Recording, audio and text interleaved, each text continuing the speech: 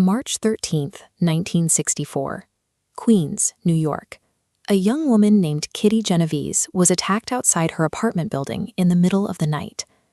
The media narrative that followed shocked the world. Reports claimed the attack lasted for 30 minutes and that 38 neighbors watched from their windows while failing to call the police. This account forces us to question if those residents were uniquely callous or if they were following a hidden script built into all of us. While we assume a crowd provides safety, the presence of others can actively generate a vacuum of action.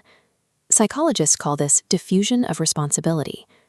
It's a subconscious calculation our brains run the moment a crisis occurs. If you witness an emergency entirely alone, you carry the full weight of the responsibility to act. But in a crowd of 100 people, the brain intuitively divides that burden. Suddenly, each individual feels only 1% responsible. Human beings naturally outsource accountability when surrounded by others, often leading to a state of collective paralysis.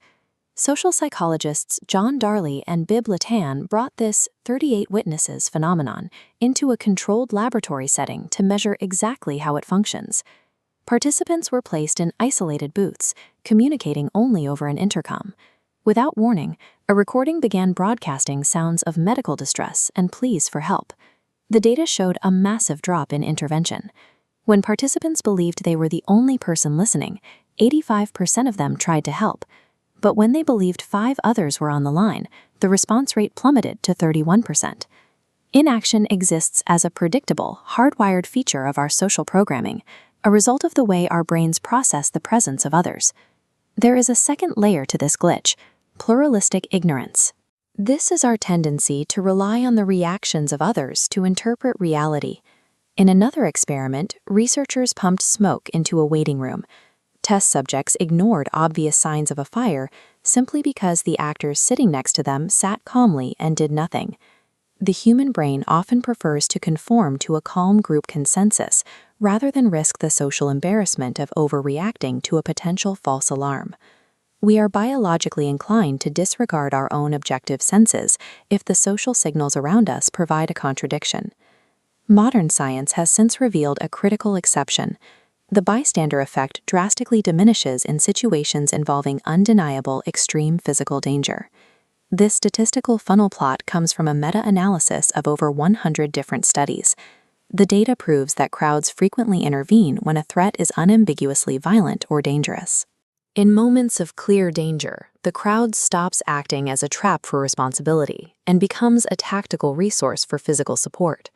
Ambiguity, rather than the crowd itself, serves as the primary inhibitor of action in public emergencies.